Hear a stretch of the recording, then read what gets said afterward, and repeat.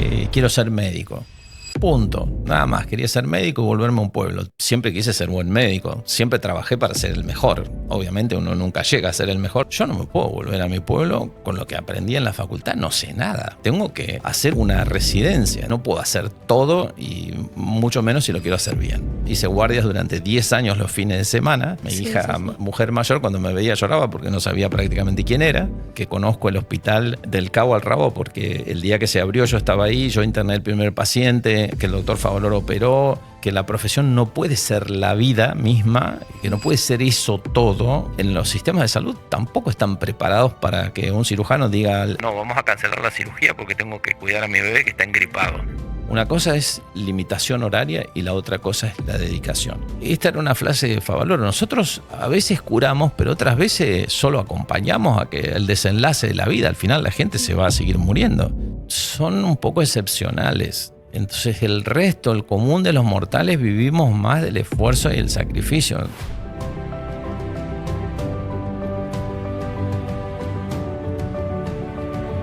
¿Qué hay detrás de un diagnóstico? ¿Qué pasa antes de que un médico diga está todo bien o tenemos que estudiarlo mejor? Mi nombre es Delfina Perry y esto es Biosalud 360, el podcast donde exploramos qué hay detrás de la medicina. Bueno, Oscar, muchísimas gracias por venir acá a compartir esta charla hoy con nosotros. Es un gusto, un gusto. Muchísimas gracias por la invitación. No, por favor. Para empezar, me gustaría saber cómo nació tu vocación por la medicina. Bueno, es un poco complejo de decirlo porque en realidad, como adelantamos antes del programa, mi intención era ser jugador de fútbol profesional. Si bien siempre fui buen alumno y estudioso, etcétera, y siempre pensé que tenía que estudiar una carrera, no lo tenía muy claro. Estaba indeciso entre la abogacía. Yo vivía en un pueblo chico, en Carué. La veterinaria también me gustaba y la medicina. Hice esos cursos de orientación vocacional que, bueno, me ayudaron un poco, pero no del todo, hasta que un día estuve acá en Buenos Aires acompañando a una tía cuando yo estaba allá jugando al fútbol acá, y estuve en un hospital y ese día dije, no, la verdad que esto es lo que me gusta, y dije, quiero ser médico. Punto. Nada más. Quería ser médico y volverme a un pueblo. Todo lo demás fueron accidentes de la vida que se fueron concatenando hasta llegar a una profesión como la que tengo hoy. Pero desde chico estabas metido en el fútbol, después a los 18 dijiste, no me puedo dedicar a esto, quiero ser médico. En realidad, siempre jugué me encantaban todos los deportes y siempre jugué al fútbol. Y en mi ciudad jugaba en equipo de primera división y en esa época había campeonatos regionales, se llamaban campeonatos nacionales y había como una selección de la liga local. Y entonces yo jugaba en ese equipo. Pero siempre estudié y siempre fui buen alumno y nunca reprobé ninguna materia y siempre tenía claro que además quería hacer una carrera. O sea que en realidad los tenía las dos cosas más o menos a la par. Me vine a jugar al fútbol a las inferiores de Independiente. Intenté ingresar a medicina el primer año y fracasé. Era en la época que había exámenes de ingreso muy estrictos, que de cada 10.000 aspirantes solo ingresaban 1.000. Y de esos 1.000 había que restar los alumnos del Colegio Nacional Buenos Aires, del Carlos Pellegrini, o sea que el ingreso era bastante poco. Y la verdad que en los secundarios había una diferencia enorme entre las grandes ciudades y los pueblos. Entonces ese año fracasé, me quedé jugando al fútbol. Y me puse a hacer un curso que había de preparatorio en ese momento, que dicho sea de paso, esa escuela preparatoria después se transformó en una universidad, no la voy a mencionar para no hacer propaganda, pero en ese momento era solo una escuela preparatoria para los ingresos a medicina. Y al año siguiente ingresé a medicina y ahí ya hacía las dos cosas, jugaba al fútbol y estaba cursando la carrera. Y la verdad que era muy difícil hacer las dos cosas porque tenía que ir a la mañana a entrenar a Avellaneda. Entrenábamos en unas canchas que no eran las que tienen los chicos ahora. Teníamos que que tenía que ir a la facultad, tenía que bañarme en un baño que no tenía ni puertas ni agua caliente en pleno invierno. Y después de ahí tenía que ir a la facultad y de ahí volver a la casa de mi tía donde vivía en Pompeya. Llegaba a las 7, 8 de la noche y ahí tenía que estudiar. Entonces era bastante complejo. Los fines de semana los equipos de aquel entonces iban al interior para recolectar otros chicos y qué sé yo. Entonces jugábamos el campeonato de la AFA de inferiores los sábados y los domingos viajábamos. Así que te imaginas que estaba bastante cansado. Y cuando a fin de ese año, que yo tendría 19 años, un técnico que había en la Primera Independiente nos dijo que ese año no íbamos a jugar en la reserva, entonces yo dije, bueno, yo tengo que tomar una decisión y ver si voy a poder hacer las dos cosas y si no, me dedico a una. Y la verdad que en aquel entonces, estamos hablando de hace casi 40 años, la vida era más corta y teníamos como mandatos, que tenías que estudiar, que tenías que casarte, que tenías que hacer una serie de cosas. Entonces todo parecía como que tenía que ser ya. Entonces por ahí, si fuera hoy, quizás los chicos dicen, bueno, hago la carrera y la hago en algunos años más. Yo no, yo la quería hacer en 6 años y después me quería volver. Entonces dije, no, mejor hago una cosa, la hago bien, yo sé que voy a tratar de ser buen profesional porque yo sé que si me siento y estudio me va a ir bien. Y el fútbol yo lo veía que era como muy azaroso y no lo veía como algo que fuera para mi futuro. Entonces dije, bueno, a lo mejor lo dejo.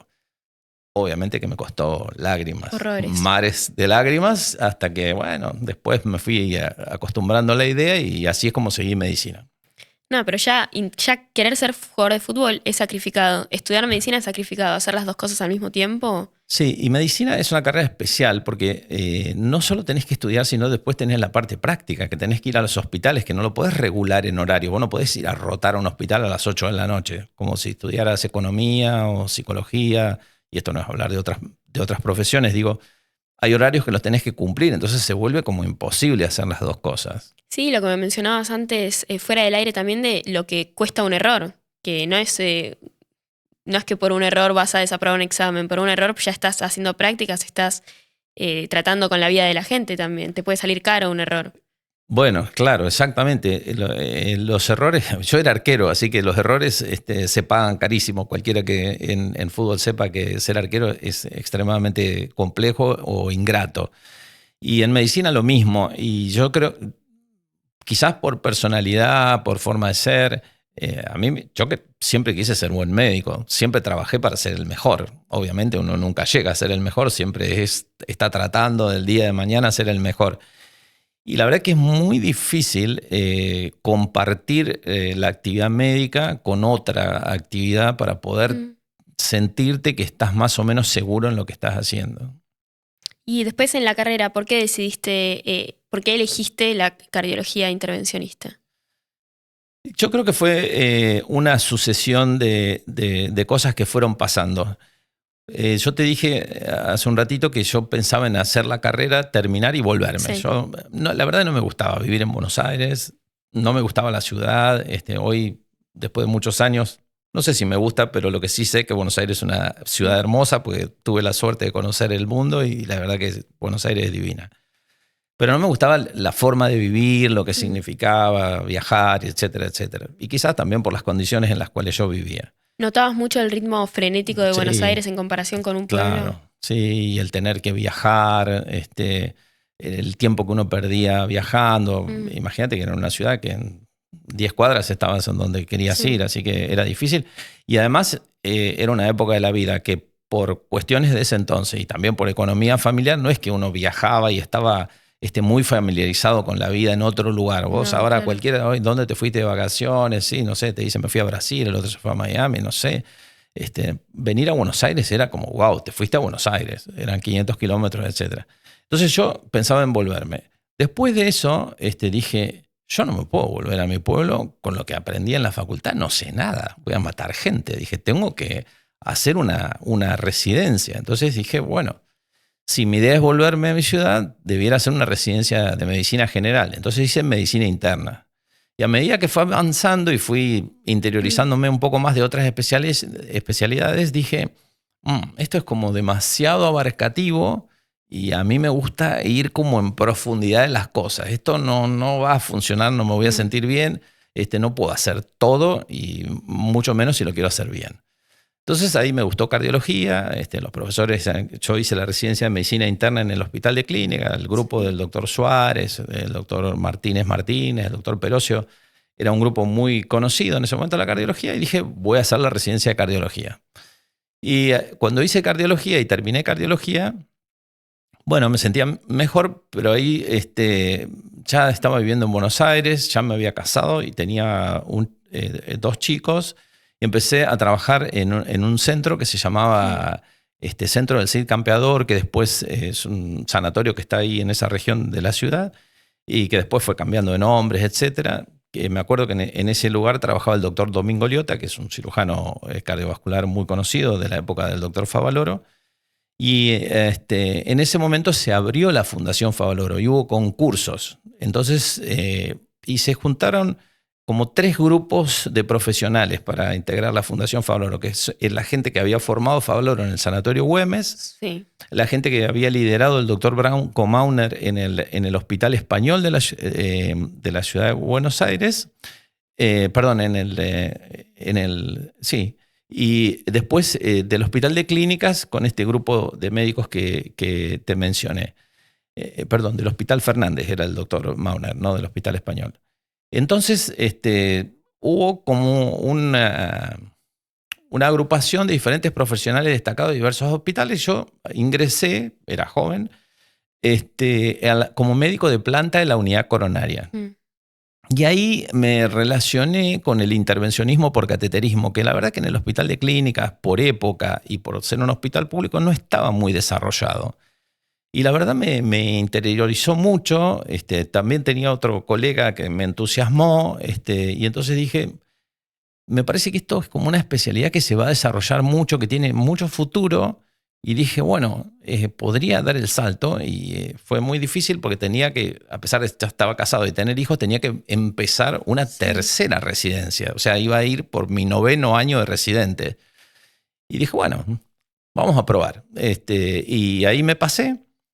Lo que pasa es que para pasarme de residente, para vivir como tenía el grupo familiar, tenía que hacer guardias. Hice guardias durante 10 años los fines de semana. Hacía guardias de noche, lo que te contaba fuera del área. Mi hija, mujer mayor, cuando me veía lloraba porque no sabía prácticamente quién era. Y ahí me formé y la verdad que ahí sí encontré lo que realmente me gustaba, me apasionaba y además tuve la visión de que me parecía que era una de las especialidades de la cardiología que más se iba a desarrollar y así sucedió en los próximos 15 o 20 años. Felizmente habré trabajado suficientemente a conciencia porque me ofrecieron quedarme como médico de planta y después cuando suceden grandes cambios con la muerte del doctor Favaloro, yo quedé como jefe en el año 2001, que es el cargo que ejerzo en la práctica médica hasta hoy, que es director del Departamento de Intervenciones por Cateterismo. Más lo que hago ahora que hablamos después. Y si cuando recién estabas estudiando, si te decían que en el futuro ibas a ser director en la Fundación Favaloro, ¿lo hubieras creído? No, hubiera dicho que estaban completamente locos. Sí, porque también con lo que te esforzabas, con lo que te sacrificabas, siento que por ahí sí creías como que ibas a lograr un puesto importante. Yo siempre trabajé para eso, para ser bueno en lo que hacía, para ser destacado en la profesión, y lo sigo haciendo en el día a día. Lo que pasa es que no me lo hubiera imaginado porque me parecía que era como medio imposible, digamos. Y es como son sucesos que van ocurriendo a lo largo de la carrera y de la vida. Después uno sí lo ve. La verdad es que a mí me gusta lo que hago como profesional en intervenciones por cateterismo. La dirección del hospital, te diría, es más un privilegio, un orgullo. No es algo para lo cual yo me formé, en realidad lo que le estoy brindando hoy es la experiencia de muchos años y que conozco el hospital del cabo al rabo, porque el día que se abrió yo estaba ahí, yo interné el primer paciente que el doctor Favaloro operó, trabajé en varios servicios, o sea, lo conozco al detalle, sé cuáles eran los problemas y eso fue lo que le presenté en el plan al grupo gerenciador que está hace 2 años y que ellos se convencieron. Y por lo cual trabajamos para dar vuelta un poco la situación institucional. Para hacerte, digamos, en resumidas cuentas, no me lo hubiera imaginado.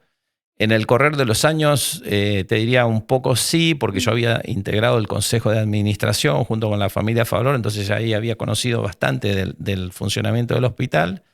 Pero si me preguntás qué realmente me gusta hacer, es lo que hago, intervenciones por cateterismo. Lo otro me gusta, siento que estoy colaborando con la institución, conmigo mismo, porque ayudo a mantener el servicio en el cual trabajo, pero si tuviera que elegir uno de los dos, me quedo haciendo intervenciones por cateterismo. ¿No te gustaría dejar de ejercer?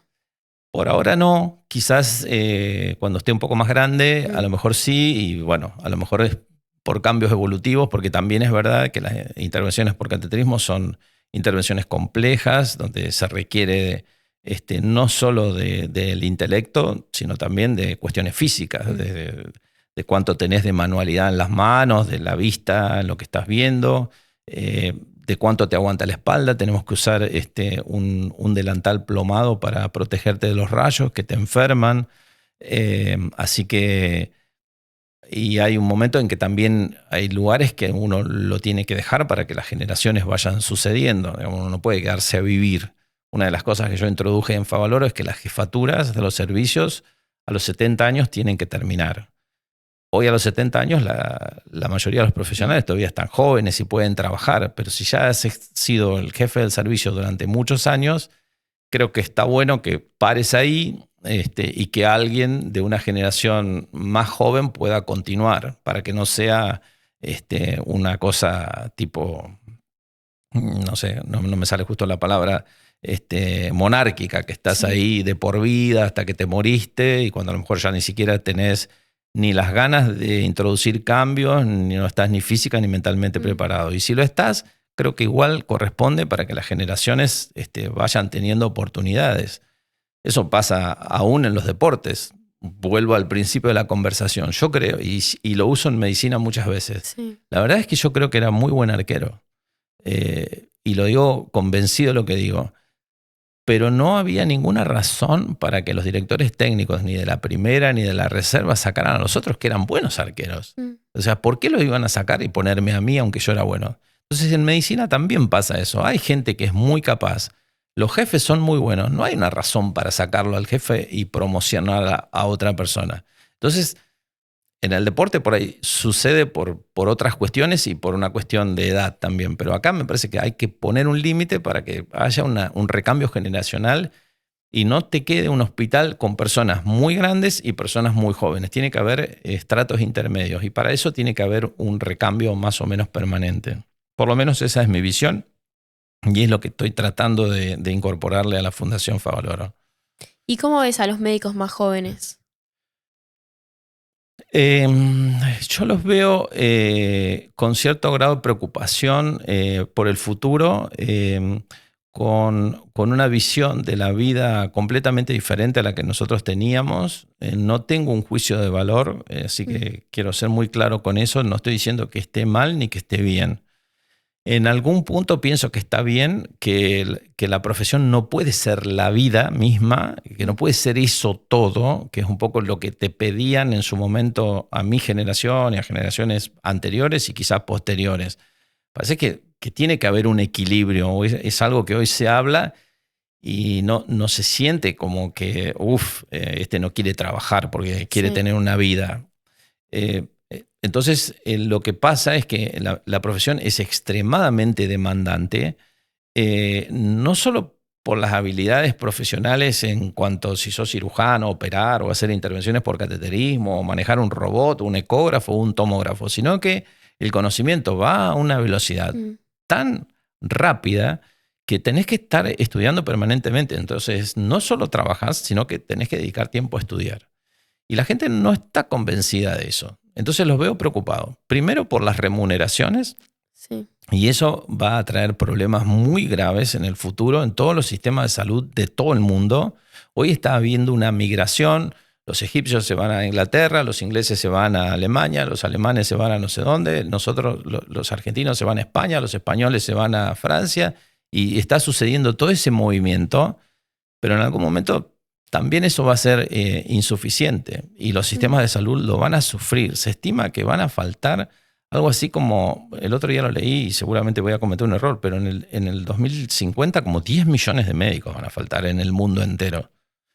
No sabemos cuánto va a ser reemplazado por la inteligencia artificial y los robots, pero seguramente va a faltar. Y las generaciones tienen el problema, además, de compatibilizar la vida, la familia y las aspiraciones personales de otras actividades. Y ni te cuento la participación en el cuidado de los hijos. O sea, si formás una familia, en mi época era un poco patriarcal la cosa y las mamás cuidaban de los hijos y nosotros no hacíamos nada o muy poco. Sí. Digamos, eso hoy no está bien. Y en los sistemas de salud tampoco están preparados para que un cirujano diga mañana no, vamos a cancelar la cirugía porque tengo que cuidar a mi bebé que está engripado. No. no estamos preparados, no sabemos cómo lo vamos a ir resolviendo. Eso va a tener que prepararse. Si me dieras en este momento a pensar en una imagen de cómo será el funcionamiento de un hospital en un futuro no demasiado lejano, yo me lo imagino trabajando por turnos, más parecido a una fábrica que lo que es actualmente. Es decir, que un grupo de profesionales empiece a trabajar a las 6, 7 de la mañana y a las 2 de la tarde termine, y otro empiece a las 2 de la tarde y termina a las 8 de la noche. Aunque el de las 2 de la tarde no haya terminado su tarea, la va a seguir otro. Y quizás es la forma que se pueda compatibilizar la demanda del trabajo asistencial y académico de la vida cotidiana. Cuando digo fábrica, seguramente alguien que nos escuche va a decir, se olvidó por completo del humanismo médico que el doctor Favaloro proponía. No. Una cosa es limitación horaria y la otra cosa es la dedicación. Y ahí también te quiero hacer un énfasis con los jóvenes. Hay muchos que confunden el trabajo médico con un trabajo de una profesión diferente.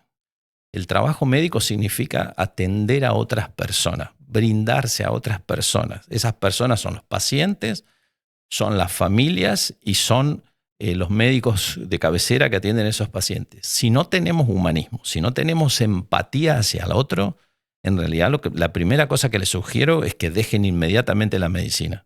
Porque a cualquiera de nosotros como paciente lo primero que necesitamos es el trato humano, la empatía del otro. Si te peleaste con tu esposo, tu pareja o lo que fuere, si no te están pagando el salario, si estás enfermo o cualquier cosa, no justifica de ninguna manera que no le brindes un trato humano a la otra persona que está enferma. Eso es algo sobre lo cual yo quiero trabajar directamente. Estoy invertir dinero en el hospital para capacitar a la gente. No es una cosa sencilla. A uno le parece que porque se trabaja en un hospital están todos convencidos de que tienen que poner todo de sí hacia la otra persona. Y no es así. Y eso no es así. Nuestra sociedad no es una sociedad, especialmente en nuestro país, creo, que esté convencida de qué son las profesiones de servicios. Así como un mozo en un restaurante, en un bar, te tiene que atender con empatía, con calidad y atenderte porque está para brindarte un servicio, ni te cuento si eso es una actividad médica para alguien que está enfermo, que está sufriendo, que se está por morir. No es tan sencillo de transmitir ese concepto. Lo estamos tratando de trabajar porque nada se logra del porque sí nomás. Estamos haciendo talleres, estamos instruyendo a los jefes mandos intermedios y a todo el personal, porque en el hospital uno cree que la asistencia la hacen los médicos o los enfermeros. En el hospital la persona que limpia o el que destapa un caño tiene una función asistencial para que ese baño funcione, para que ese paciente se atienda, para que el médico lo pueda operar o lo que sea. Son todos. Y eso no es tan fácil de transmitir. A veces suena un poco antipático porque uno cree que todo el mundo lo hace, pero no es tan así. Y eso en las generaciones más jóvenes es un concepto un poco más difícil. Y mencionabas los avances tecnológicos. ¿La inteligencia artificial notás que ya está cambiando la forma de diagnosticar y de tratar a los pacientes? ¿Lo notás en el día a día, en la práctica? Sí, te doy un ejemplo. El viernes fui a dar una conferencia a Brasil. Yo preparo diapositivas, de hecho las preparaba para mi jefe y siempre digo que quizás yo era muy bueno haciendo diapositivas, por eso llegué hasta donde llegué, no por médico. Y cargas toda la información y la inteligencia artificial te hace el 70% del trabajo. El año pasado di una conferencia acerca del uso de la inteligencia artificial en medicina. El resumen y la conclusión de donde yo lo veo hoy es que la inteligencia artificial nos va a ayudar a ser mejores médicos. No creo que nos vaya a reemplazar en un futuro inmediato, aunque quizás haya como ciertas variantes entre diferentes subespecialidades. Hagamos algunos ejemplos. Dermatología.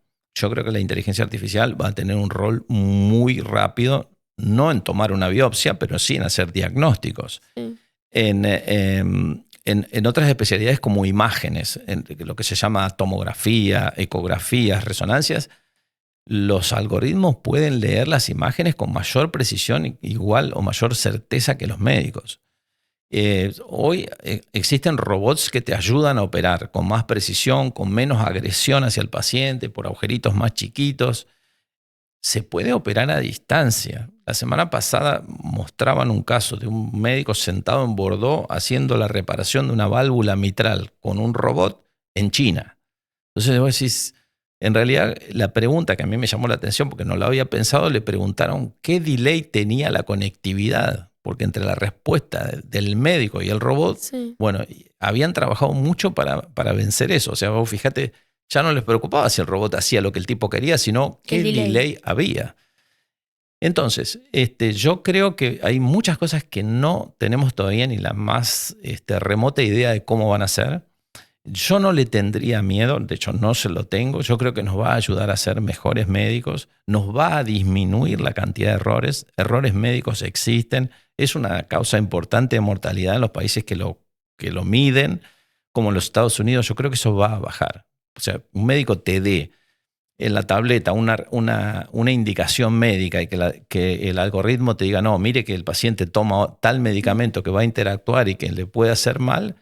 Todo eso está ya casi al alcance de la mano. Así que tengamos confianza, yo creo que va a ser muy útil. Claro, ¿cuánto de nuestro trabajo va a ser reemplazado por humanoides o robots? No lo sabemos. Y vuelvo a lo que hablábamos en la pregunta anterior. Todavía, y yo soy del campo, me como algunas heces, pero el español lo uso bastante bien, todavía. El humanismo es la parte que nos destaca como personas y como trato hacia el otro. Lo que quiero decir es, si lo que vamos a hacer mecánicamente, llámese una intervención, llámese una prescripción médica, la puede hacer un algoritmo mejor que nosotros, y nosotros no tenemos desarrollado lo que te acabo de decir, que es el humanismo del trato hacia el otro, ¿por qué el otro nos va a elegir? ¿Cómo nos vamos a destacar? Digamos, si cirujanos hoy quizás con el robot ya no haya uno que tiene las manos mejor que otro, que eso se puede equiparar. ¿Y a quién vas a ir a atenderte vos? El que tenga más humanidad cuando te sientes y hables con él y te explique lo que puede pasar y que si las cosas no van bien te acompañe. Me parece que eso tenemos que tenerlo muy, muy presente. No, pasa incluso cuando uno va a un banco que prefiere que lo atienda un humano antes que un robot. Ni hablar en la medicina que un paciente que ya se siente vulnerable siempre va a elegir el humanismo. Yo coincido con vos, pero te diría lo siguiente. Si vos entras al home banking y todo funciona, anda todo perfecto y a vos te resulta familiar, la cosa va. Sí, es pero cuando hay un problema. Si tenés un problema, necesitas la humanidad del otro. Que te ayude a resolver ese problema, que te ayude a interpretar ese problema y que te acompañe. Inclusive, esta era una frase de Favaloro. Nosotros a veces curamos, pero otras veces solo acompañamos a que el desenlace de la vida, al final la gente se va a seguir muriendo y nosotros lo tenemos que acompañar. Y por ejemplo, la cardiología intervencionista, ¿cómo la ves dentro de 10, 15 años? Yo creo que se va a seguir desarrollando. Lo que pasa es que se ha desarrollado tanto en los últimos años que hasta a veces, espero que no lo escuchen mis colegas, creo que podemos llegar a volver para atrás. ¿Qué es lo que quiero decir con esto?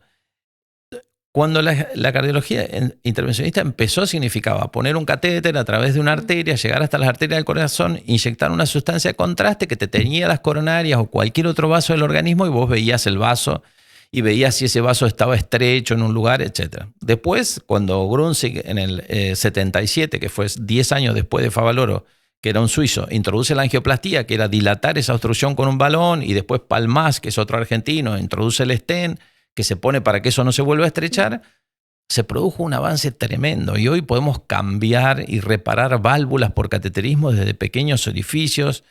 Entonces ya se hacen una cantidad de cosas impresionantes que me cuesta imaginarme cuántas más. Y al revés pienso, ¿qué cosas de las que hacemos pueden ser reemplazadas? Entonces yo me imagino que los estudios diagnósticos que nosotros hacemos por cateterismo en un tiempo muy, muy cercano van a ser reemplazados por la tomografía. Entonces, una parte muy importante de nuestro trabajo va a desaparecer, que es hacer los estudios diagnósticos. O sea, el paciente, vos vas a venir porque te duele el pecho, te vas a ir a hacer una tomografía y me van a decir a mí con exactitud en qué lugar están tus coronarias obstruidas. Ya existe lo que te estoy contando, cómo es esa placa de colesterol que tenés ahí, qué posibilidades tiene de romperse y de taparse. Entonces yo voy a decir, ese paciente hay que tratarlo, ya esto está demostrado, hay que poner un stent en tal lugar, en tal lugar, en tal lugar. Por ahora creo que eso lo vamos a seguir haciendo nosotros, pero estoy convencido que también, de hecho, existen robots que por ahora son inferiores a los humanos. Pero seguramente en un tiempo futuro también a lo mejor lo pueden hacer guiado por humanos, indicado por humanos o no. Si te resumo, la parte de estudios diagnósticos, creo, no solo de las coronarias, sino de otras arterias o venas del organismo, va a caer en manos de la tomografía. Y nosotros nos va a quedar una parte, que quizás es la más importante, pero por ahora es una parte, que es el resolver ese problema. Eso creo que en 4 o 5 años estamos ahí seguro. Y me contabas que llevas más de 30 años en la Fundación Favaloro. ¿Qué significa para vos formar parte de una institución con ese legado? Bueno, te podría ser la parte más graciosa, es caminar por la escalera y te digan, ¿qué tal, doctor? Ya no te dicen de che, ¿qué haces? ¿Cómo te va? Bueno, para mí es un orgullo muy grande pertenecer a una institución de esa magnitud, con esa trascendencia, tanto a nivel nacional como internacional. Y por supuesto es un desafío porque es un lugar de permanente crecimiento, es un lugar donde uno no puede estar en las cosas que sucedieron ayer, sino en muchas de las cosas que hemos hablado hoy. Hay que estar pensando qué vamos a hacer mañana. Es un hospital universitario, tenemos que formar a alumnos, tenemos que formar a médicos que están haciendo las residencias y tenemos que pensar en cómo vamos a dejar ese legado vivo. Yo no soy de los que repiten muchas frases, creo que mi compromiso y mi obligación es ayudar a que eso sea más grande, que sea mejor, para mantener el legado de vida de Favaloro. No creo que lo vayamos a mantener repitiendo ni logos ni frases que decía el doctor. Yo me voy a sentir orgulloso cuando alguien se dé vuelta y vea que eso está más grande y que está mejor que lo que dejó Favaloro. Y más allá de las frases que decís que es verdad que no sirve tampoco estar repitiéndolas, pero esas enseñanzas de René, ¿hay alguna que te siga guiando en el trabajo del día a día? Mencionabas esto, la importancia que le das al humanismo, ¿no? A la hora de tratar al paciente. Y bueno, yo creo que ese es el pilar de todo, porque al final del día el único destinatario de todos los esfuerzos, y más o menos parafraseándolo, es ese, es el destinatario final es el paciente. Y el paciente hoy se llama Juan, Pedro, y mañana se va a llamar yo, y te vas a llamar vos dentro de unos años. Entonces creo que ese es quizás el legado más grande. El segundo es el de tratar de innovar. Yo creo que una de las características que yo destaco del doctor Favaloro es su capacidad de innovar. Quizás la gente va a decir, sí, descubrió el bypass. Sí, ok, descubrió el bypass.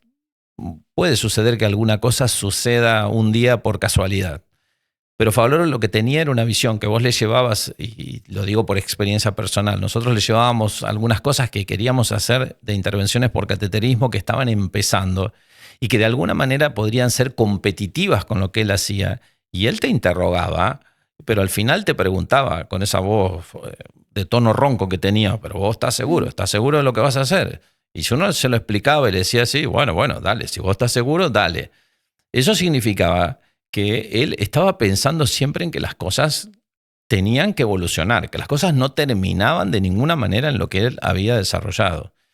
De hecho, él creía que íbamos a poder reparar el corazón a través de la terapia genética y nosotros hicimos un trabajo que él había comenzado y lo terminamos. Después eso funcionó, pero a medias no terminó de ser una cosa de uso masivo.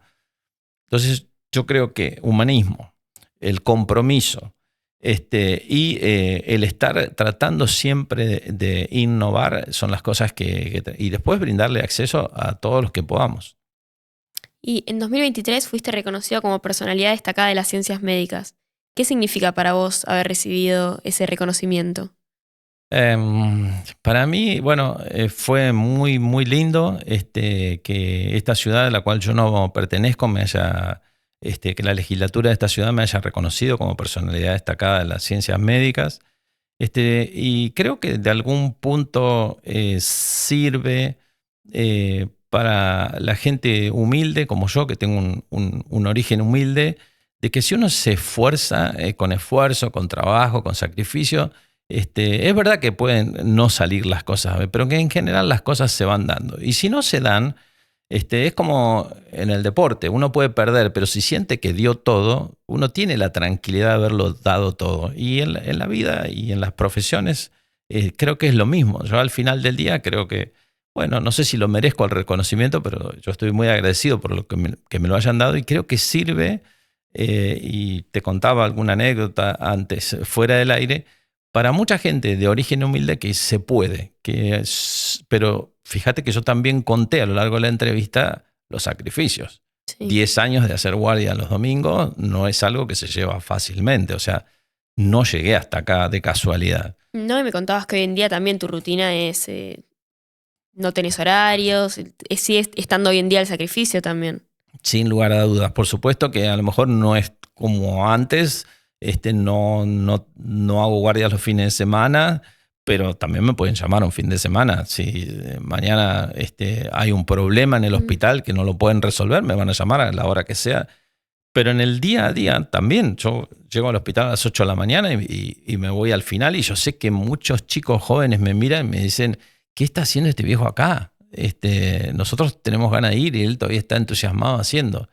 Y ahí te quiero decir dos cosas. Una es que para poder hacer un montón de cosas, qué sé yo, se necesita tiempo y esfuerzo. Y la segunda es que cuando uno hace algo que le gusta, y uno lo hace con pasión, el día se va solo. O sea, yo me imagino lo pobre que se debe sentir alguien que tiene que hacer algo que no le gusta y que está mirando el horario. Y te digo con cierto grado de experiencia, porque cuando yo fui chico también trabajo desde los 14 años. Trabajé de tractorista, trabajé en una panadería y ahí yo sentía que a qué hora me voy. Yo eso no lo siento ahora. Entonces, digo, uno tiene que tratar en lo posible, porque la vida no siempre es justa, de hacer lo que a uno le gusta, que le permita vivir, obviamente, porque no se vive de utopías o de cosas que al final del día no te permiten vivir de eso. De utopías sí se viven, pero me estoy refiriendo a la realidad. Que si uno logra hacer algo que a uno le apasiona, cualquiera sea esa profesión, y logra vivir de eso, realmente hay días que no importa tanto si ganas un poquito más o un poquito menos. Por supuesto que todos queremos ganar, todos queremos tener una buena vida y creo que todos nos la merecemos. Pero si no nos hemos esforzado para llegar hasta donde queríamos, creo que las cosas después pueden ser un poco más complejas. Si tuviera que transmitir un mensaje a los jóvenes es el éxito inmediato y fugaz, no lo veo tan sencillo. Es verdad que todos vemos en el día a día, las redes sociales nos lo acercan, nos lo muestran, pero son un poco excepcionales. Entonces el resto, el común de los mortales, vivimos más del esfuerzo y el sacrificio. Entonces esto Favaloro lo repetía hasta el hartazgo. Yo no me creo ni un héroe, ni un mártir, ni mucho menos, pero la verdad es que a mí me dio resultados. Si te fueras, por ejemplo, te diría, a mí me funcionó. Y si tuviera que reconocerle algo, y también a mis hijos le insisto en lo mismo, traten de esforzarse, porque las cosas no vienen desde arriba porque sí nomás. Es verdad, golpes de suerte existen, pero son anécdotas. El resto, el común, tenemos que trabajar duro todo el día. ¿Y cuáles son los mayores desafíos de sostener un centro como Fundación Favaloro en la Argentina de hoy? Bueno, es complejo porque es un centro de alta complejidad, valga la redundancia, me refiero a la complejidad de lo que hacemos médicamente.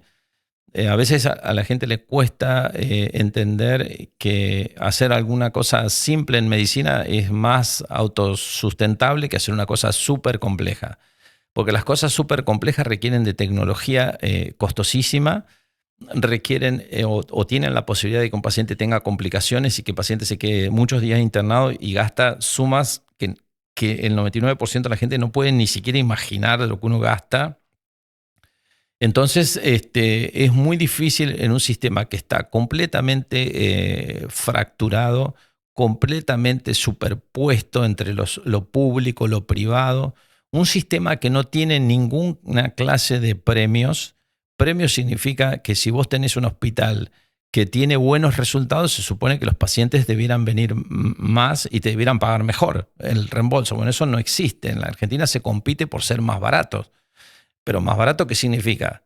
Que si un lugar, para que la gente lo entienda, si hace cirugía cardíaca y tiene 10% de mortalidad, en realidad no hay que hacer cirugía ahí. Hay que hacerlo en uno que tiene 1% de mortalidad.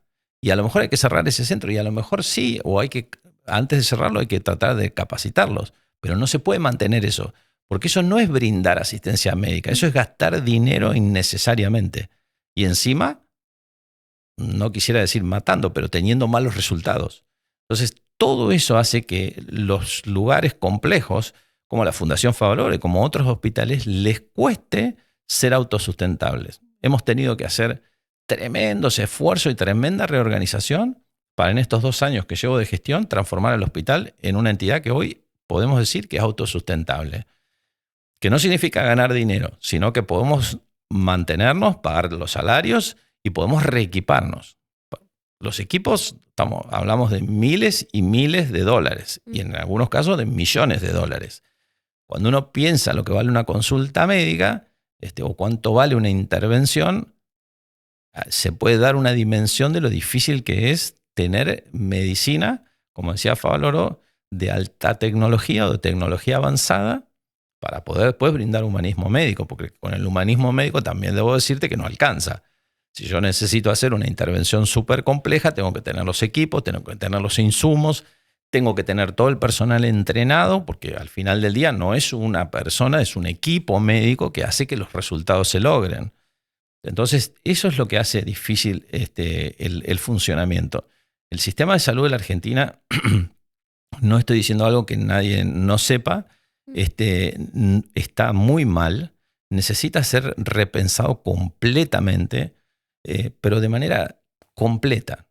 Hay que sentarse, todos los actores, estos son las autoridades, pero también tienen que intervenir las sociedades médicas, los médicos, y los pacientes tienen que estar representados, porque al final después todos vamos a ser pacientes. Si lo va a decidir el director de una obra social o de una prepaga y un ministro de turno, te puedo asegurar que de ahí no va a salir nada bueno. No.